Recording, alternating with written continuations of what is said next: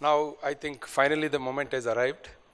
See, what I can say about Dr. Narayana Murthy, who has received more than 26 honorary doctorates as of few months back. I don't know the present count, and also Padma Shri as well as Padma Vibhushan awards. See, we as an entrepreneurs, when we think about Dr. Narayana Murthy, three things comes to our mind. It is simplicity, integrity, and value system. People may say that he is the Bhishma Pitamaha of IT industry, but I see him as a Dronacharya because he doesn't expect any Guru Dakshin from us. We keep, getting motivated by his principles and his value system, which he is proposing in our own companies, and we are really seeing the benefits. I don't know, sir, if you remember 10 years back, I had a chance to go to Hubli, BB College of Engineering, me and my partner Subramaniam with Madam Sudha Murthy. She is our first lady student way back in 75. And Dr. Narayan Murthy was so simple person, he wanted to travel by train. We were thinking of, he's coming by flight. He said no. And he was so down to earth. He shared so many insightful experiences, and he motivated our college those days and inaugurated our college library building. After that, they built several other buildings in our college. And today, after his great motivation, the college has received one of the best colleges by MIT few months back. So I request, I don't want to stand in between Dr. Narayan Murthy and you. Sir, kindly come and, say a few words.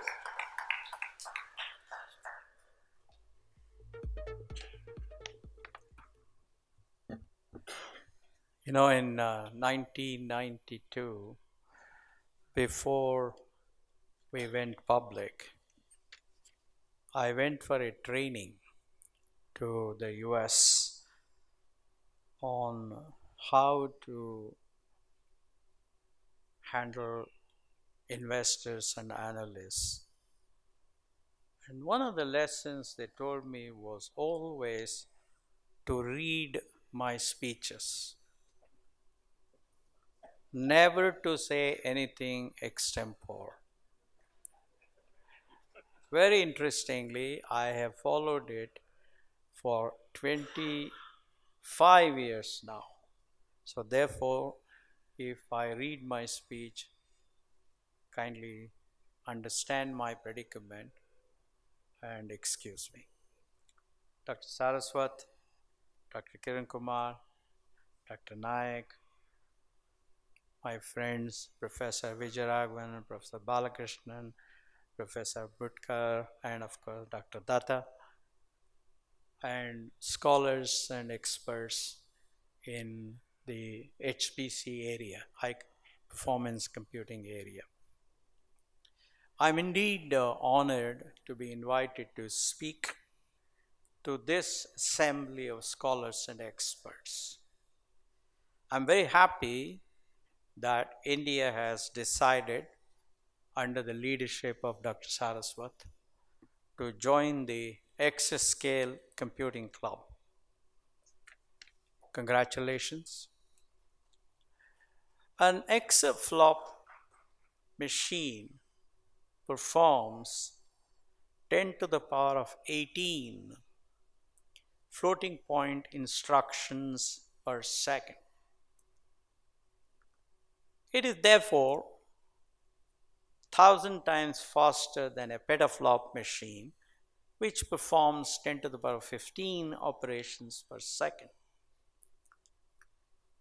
As Professor Bhutkar pointed out, our path in high performance and supercomputing and parallel computing journey has taken us from gigaflop machines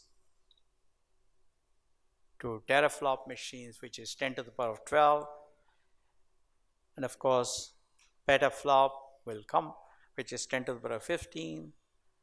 Then hopefully by 2022, thanks to Dr. Saraswat, we will have the first exaflop machine, which is 10 to the power of 18. And his successors, Dr. Nayak's successors, and the wisdom of people like Balki will hopefully lead it to zetaflop machines which are 10 to the power of 21, and who knows, we may even reach yottaflop, which is 10 to the power of 24 floating point instructions per second in the future.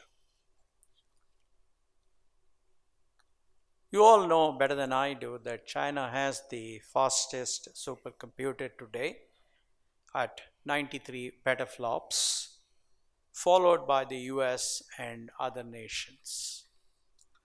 China, the US, Japan, and European nations have plans to enter exascale computing by 2020 or 2021. I am happy that government has decided to invest about 15,000 crores, which is about $2.5 billion. Of course, rupees 4,500 crores in phase one to join this club by 2022. What is very impressive about India's goal is the decision of Sri Saraswat, fully supported by the Prime Minister, to manufacture supercomputers in India of the scale that I spoke about in the coming years. I congratulate the Government of India on this excellent move. It is worthwhile asking where these computers would be used. Already, I think all the professors have spoken about various applications areas. Let me just say a few words about them. It is very easy to predict applications requiring CFD, or what's called computational fluid dynamic algorithms. Of course, space uses it, aircraft industry uses it, many of these use it. Because India is a large country with 1.3 billion people, Aadhaar-based applications for the India financial stack is another easy area to think of. Census-based applications, election applications, education, healthcare, land record, direct and indirect taxes, passport and immigration applications, motor vehicle registration databases and queries, khata building and land sale databases, crime databases, and algorithms with large grid data for weather forecasting with better accuracies. These are some of the areas, in addition to all the wonderful things that the professors spoke about, that I believe will become common day usage, will impact the citizens of this country on a day-to-day basis. Another area which offers big hope is, of course, gene sequencing and applications, which for a human being is about 1.5 gigabytes. At least that's what it was when I got my gene sequenced in 2007. Professor Venki Ramakrishnan and I, for some strange reason, I was also included in that. We were the two people chosen from India to do the gene sequencing. And then I got a hard drive with this kind of data, and it's still lying at home. I'm sure as we move forward, people like Chandru will do a lot of wonderful work in using such data, using parallel processing, using supercomputing to to do lots of wonderful things. Given that our galaxy, the Milky Way, has about 1 billion stars, of which our sun is perhaps one of the smallest, and given that there are about 1 trillion galaxies in our universe, and now people are talking about multiverses, you're again talking about supercomputing needs and big data for our astrophysicists and astronomers. While many applications are being managed today using sequential algorithms, bringing in supercomputers with large in-memory databases like HANA will provide faster responses to users of these applications, thus benefiting our citizens enormously. The applications for supercomputing and large in-memory databases in the private sector would include detection of fraud in banking transactions, reconciliation of banking data, Internet of Things, autonomous driving, cybersecurity applications, which of course will have tremendous applications in the public sector, in the government, and the private sector.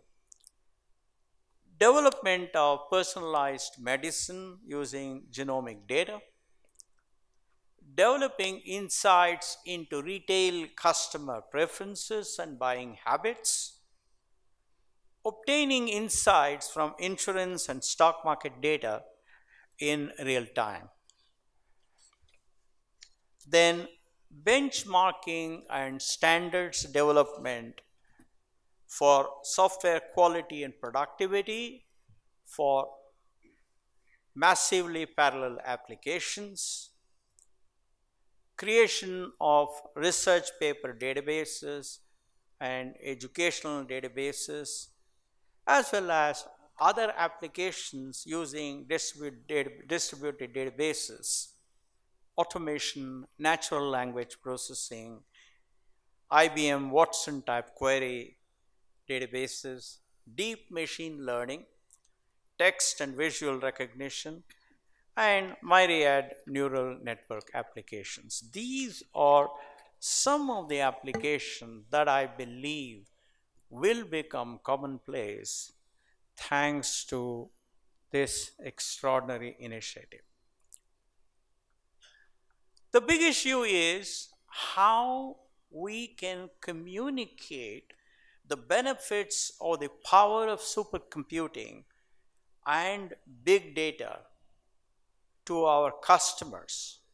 That is the biggest challenge that we would have in businesses. The estimate for supercomputing power required in the research, education, and governance was given by Dr. Naik as about 100 petaflops. I'm sure we'll get to much larger numbers. While the hope is that the private sector would need another 100 petaflops of computing power.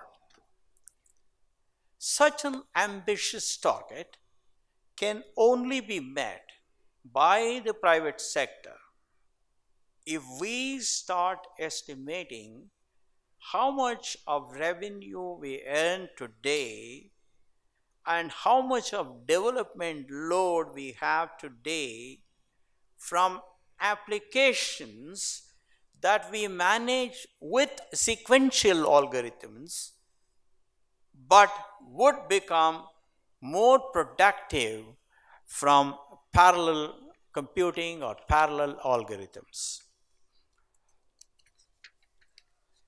from big data and from supercomputing.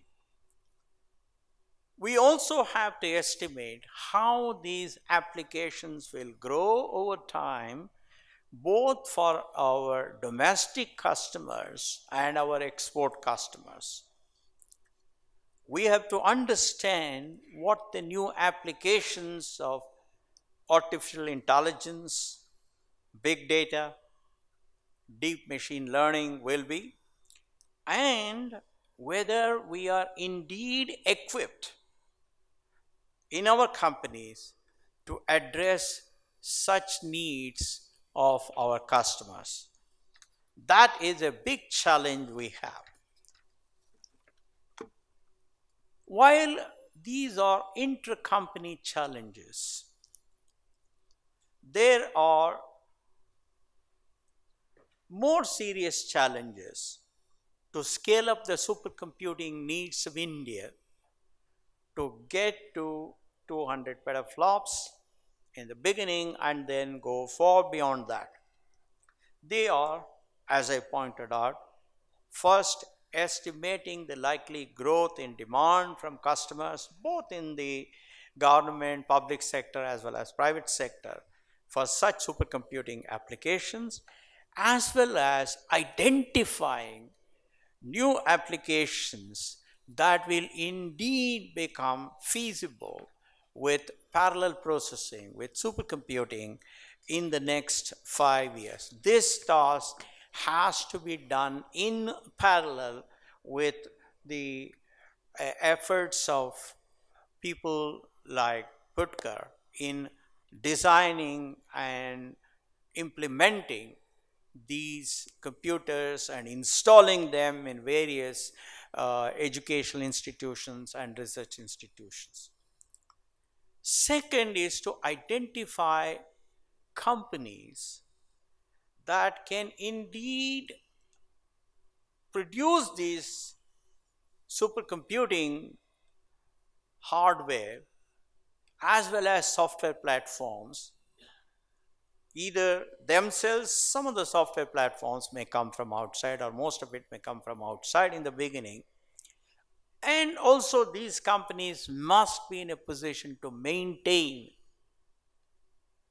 these hardware and software. That's extremely important. That's where I think Sam Pitroda did a very good job when he came out with his 500 line EPA-BX.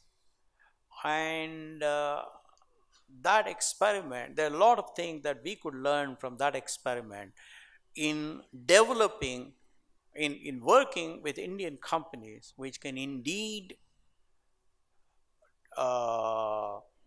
assemble, install, and maintain hardware as well as maintain software platforms for these machines.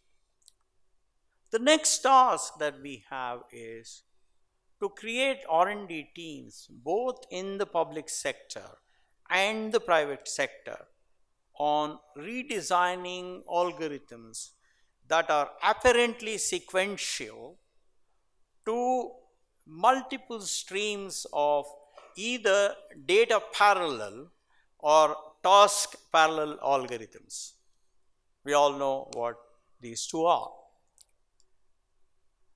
The biggest challenge that this country would have, frankly, is in talent development.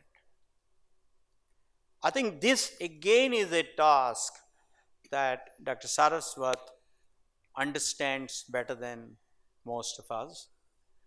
And that is where I think he will have to work very closely with the Institute of Science, various IITs, in developing enough talent to produce engineers in software platforms like operating systems, compilers, and tools that facilitate parallel processing. In addition to this, we have to work on, this is what the Ministry of Law has to do, and that is we have to work on user-friendly privacy laws. Because whether we like it or not, when you have big data, when you have high performance or supercomputing supporting those databases, if they are not used by the citizens of the country, it has no value. Therefore, we have to settle this issue of privacy once and for all in a way that satisfies those that, that argue for privacy with others who realize that unless you use these databases and unless these databases become useful for benefiting the citizens of this country, then it is not worth having them. I think this is not a simple task. We all know what has happened to Aadhaar. So, therefore, my request to Dr. Saraswat is to kindly set up a group with National Law School here in Hyderabad, in Calcutta, in many other places to work on this important issue.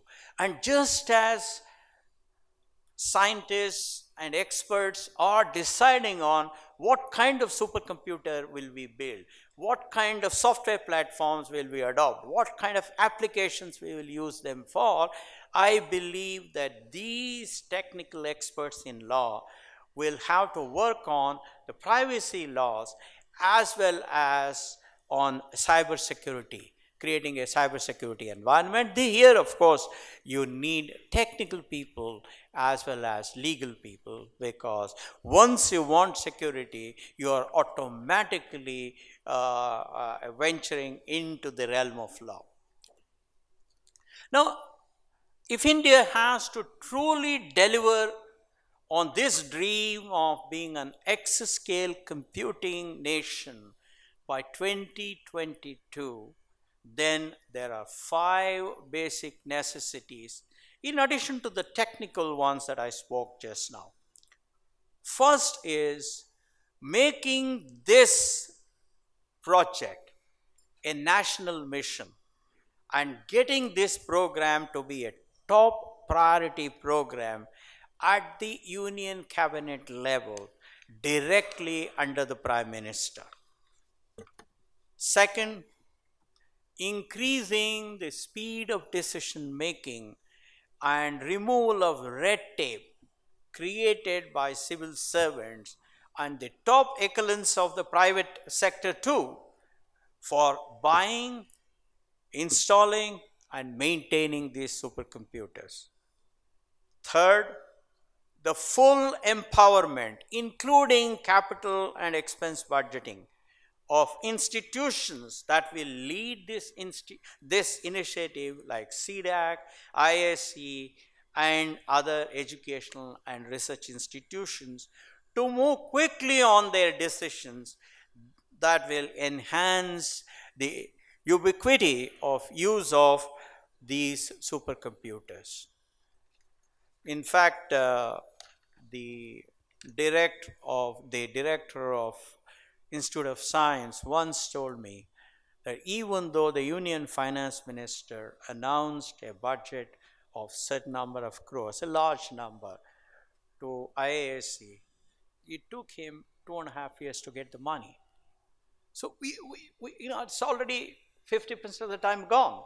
So we cannot afford that. Therefore, my request is that Dr. Saraswat works with the various bureaucrats in Delhi as well as the ministers to ensure that this wonderful dream started by Mr. Budkar will not be allowed to fall by the wayside.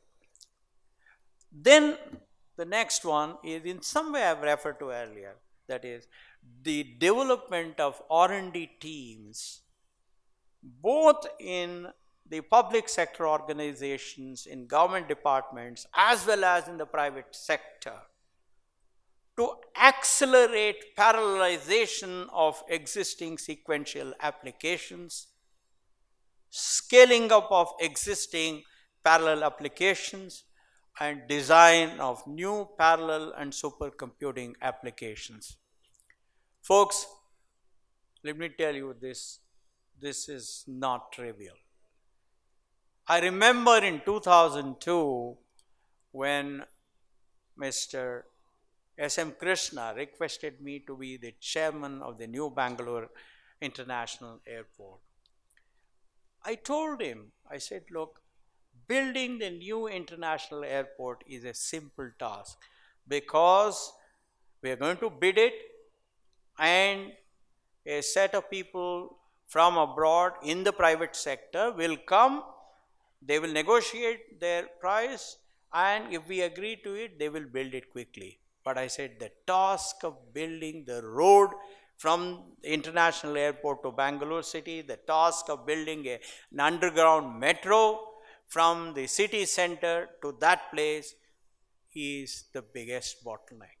And that indeed remains so. Therefore, kindly remember that that encouraging institutions both in the public and private sector is a critical task if we want the dream of all the wonderful people on the platform here to become a reality, and if the Indian citizens will have to reap the benefits of this technology.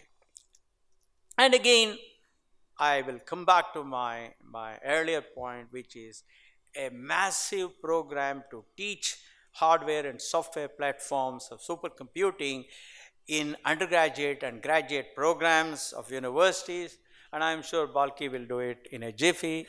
But Balki alone doing it is not sufficient. It has to go down to the level of engineering colleges, the third tier engineering colleges. IITs alone doing will not be sufficient because the applications will snowball very quickly, and the shortage of talent will become a huge bottleneck. Otherwise, those machines will be lying idle, and that's not what these wonderful people want. And also, we have to encourage our Indian companies, software companies, to mount large scale training programs as part of their in company training programs. Well, I am very happy that there are experts assembled, very thoughtfully assembled by Dr. Naik in each of the areas that I have spoken about. I have no doubt at all, having known Dr. Saraswat, that this initiative will indeed succeed because there are extraordinary people behind it. Thank you very much.